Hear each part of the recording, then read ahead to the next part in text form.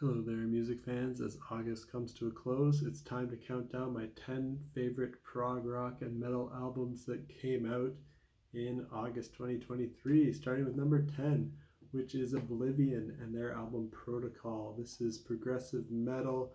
It's not too heavy, bordering between progressive metal and rock. My favorite song on this album is This Is Not a Test. Catchy song. This is a debut album by this project. It's led by the keyboard player from Threshold, Richard West.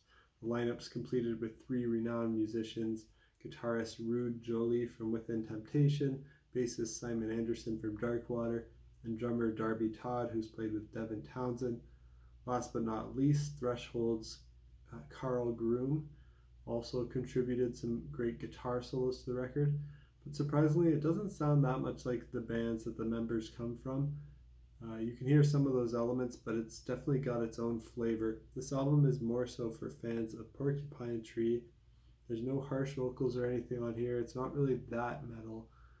Almost has more of like a neo-prog rock sound, but has some metal influences as well. Number 9 is an EP by Toehider called Quit Forever. This is progressive metal with pop rock, I'd say, thrown in here. A great track on here is Nobody Even Really Liked It in There But Me. This is the first in a series of 12 EPs for the year, recorded and released to Patreon. This was released on Patreon in February, but I only heard it in August when it was made generally available. So I'm not a patron of Toehider, even though I love Toehider. They released my favorite album of the year last year. So needless to say, I'm excited by everything this project led by Michael Mills does. He's got such vocal talent. He's a great guitar player. He's great at drums as well. The opening track on here, Uncle Aqua, has metal guitar riffs, has a fun quirkiness that I associate with Toehider. The second track, Every Day I Wake Up in the Morning and I Fail, Fail, Fail. It's kind of like a pop song, but when he says fail, fail, fail, he does death growls. It reminds me of how Devin Townsend did that in the song Why from Empath. I think fans of Devin Townsend will like Toehider. They're similarly eclectic. They have lots of variety in their style, have those progressive and metal influences, but they also aren't afraid to go electronic, pop, or in any direction they want. The ending on that second song is a little bit ridiculous, though. He just repeats the word fail for a minute straight with a pinch harmonic guitar every time during a fade out. The third track on here, Nobody Ever Really Liked It in There But Me, is the most normal and typical sounding song on the album, but it has the catchiest chorus. It also has some symphonic elements. Then the last song, Quit Forever, also has symphonic elements. It was mostly just a nice singer-songwriter song on piano. While I wish he made a full-length album instead of a bunch of EPs, I have to give him kudos for being adventurous and going for 12 EPs in 12 months. He's done that before in the past with some great results. So really excited to hear the rest of them. Now let's jump into my number 8 of August 2023, which is Childish Japes and Joanna Teters and their album Matters of Life and Death Part 1. This is kind of alternative music, alternative rock, but it's really jazzy. It's jazz, it's soul, it's indie, it's hip hop, it's got art rock influences. I don't know if it's really prog, but I included it on my list here because it's very unique and blends all these styles. So that kind of gives it a prog vibe to me, even though it's not like traditional prog sounding music. It's the 4th album by this American band, Childish Japes, and the 2nd album by Joanna Teters, who does the soulful female vocals on here. I guess the band has made different albums with different singers, so I'm not sure if Joanna's now like a member of this band or if she's just collaborating with them on just this album. It's an interesting collaboration. It's again very jazzy, soulful, and it blurs the lines between several genres. I love the jazzy guitar soloing on here, and Joanna's soulful female vocals are just great. Number 7 is Resistor and their album Illuminator. This is progressive rock with heavy metal influences. If you want a preview song, check out the title track, The Illuminator, the 7th album by this American band. Lots of cool guitar riffs, time signature changes. It ends with almost a 14-minute epic called The Illusion of Understanding. My favorite tracks on here are the last two tracks, Kaleidoscope, which is probably my favorite, clocks in at 10 minutes, and then the epic at the end, The Illusion of Understanding. This wasn't on Spotify, so I had to listen to it on Bandcamp, but check it out there if this sounds interesting to you. Number 6 is Neal Morse and the Dreamer Joseph Part 1. This is a progressive rock opera. Check out the song Like a Wall for a preview. It's really hard to count how many albums this prolific American musician has done. He's been in Spock's Beard and Transatlantic. He has the Neal Morse Band. He's released an album under the project D. Virgilio Morse and Jennings in 2022, and they're also coming out with an album later this year. He has so many solo albums of different styles, singer-songwriter, prog, Christian worship music.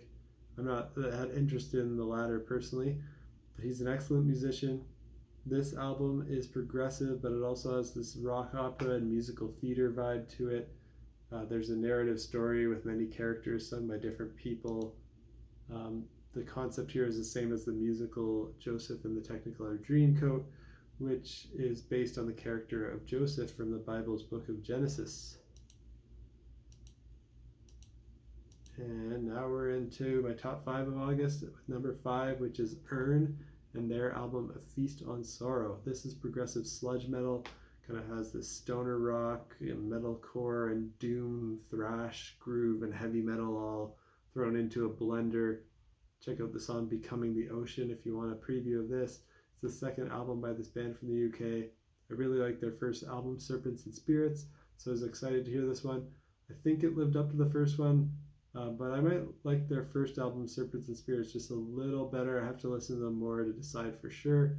But if you're a fan of Mastodon, particularly their older stuff, Cult of Luna and Dune, I think you'll like this. The guitar riffs are intense. There's lots of harsh vocals, but also some clean vocals. The first song is pretty fast and thrashy. The rest of the album has elements of metalcore, doom, groove, and heavy metal all mixed together. Now let's jump to my number 4, which is Noveria and their album The Gates of the Underworld. This is progressive power metal. Check out the song Overlord for a preview. It's the 4th album by this Italian band. For fans of Symphony X, Evergrey, and Redemption, this sounds like a long-lost Symphony X record, which is great because I really love Symphony X. It's got amazing guitar solos, lots of shredding. The vocals are in between the sound of Devin Townsend and Russell Allen. Number 3, I have Unitopia with 7 chambers. This is progressive rock. Check out the song Mania for a preview. It's the 5th album by this Australian band. It ends with 2 epics that are both over 18 minutes long. The whole album has great violin, flute, and vocal melodies. The band has a similar lineup to United Progressive Fraternity, who also put out an interesting album this year. But that band was formed after Unitopia disbanded, but then I guess they decided to regroup Unitopia, but also keep United Progressive Fraternity going. The United Progressive Fraternity album from earlier this year has a lot more guests. It is a lot more like a musical sound, whereas this one sounds more like a band, and it's great. So I really prefer this release from Unitopia over United Progressive Fraternity. I went back and listened to more of Unitopia's back catalog, and it's also great. So I'm adding this band to my ever-growing list of favorites that has a few hundred bands on it now at this point. But this album has a lot of classic 70s prog vibes, also a lot of modern influences and sounds. If you're a fan of Genesis, Yes, and Jethro Tull, but also want some more modern stuff like Big Big Train, Porcupine Tree, and Transatlantic, check out Unitopia. It took me a couple listens before it really clicked that they remind me a lot of Big Big Train, who I love. The song Bittersweet has a crazy electronic part on here where the lyrics start listing a bunch of foods, like the vocalist is listing his grocery list, which I found hilarious but also kind of awesome. And it was really hard for me to even pick a favorite song on here. They're all so great. I just threw out Mania as a good preview song, but really every song on here is awesome. Now we're in my top 2 of the month. My number 2 is by Hail the Sun, and it's called Divine Intertension. This is something a little different from the rest on the list. This is more post-hardcore with some emo, progressive rock, and math rock influences.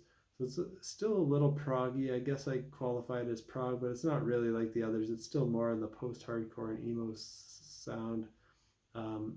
Hail the Sun's great. Everything they do is great. Check out the song Chunker on here. It's the 6th album by this American band. They have those high-pitched emo-style vocals, but they're really catchy. You need to be ready for the teen angst sound and lyrics if you listen to this.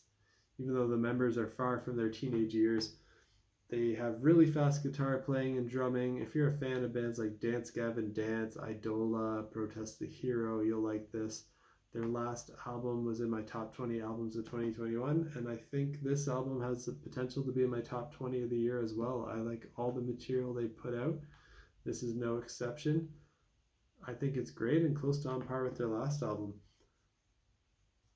Very likely my favorite post-hardcore album of the year. And my number 1 album of August 2023 is by Hemina, and it's called Romancing the Ether. This is progressive metal. Check out this track Revelations for a preview. That's kind of like a single slice that they took from the album, but really this is a full 35-minute song that has 6 movements. So it's meant to be listened to from start to beginning as if it's one track. They're from Australia. This is their 5th album. If you don't have time to listen to the whole 35 minutes, they did take some single cuts from the records too, such as Revelations. So you could check those out just to get a preview. But apparently this ends the conceptual story that has spanned their entire back catalog. It's an epic 35-minute song. It's a genre-bending journey. It touches on gent, pop, world music. It has a section that has some kind of Asian language vocals, I think. It has electronic stuff, ambient rock, and metal. There's just amazing vocals on here from both male and female vocalists in the band.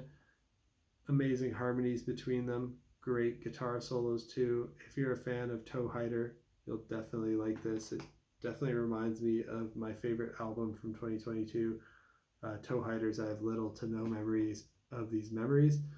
This is this year's version of that album. So check out Hemina, Romancing the Ether. And hit the subscribe button if you want to stay in the loop on what my favorite albums are each week, and my monthly roundup video like this that I try to post every month. And until next time, peace out. Also, let me know down below what are your favorites of the month.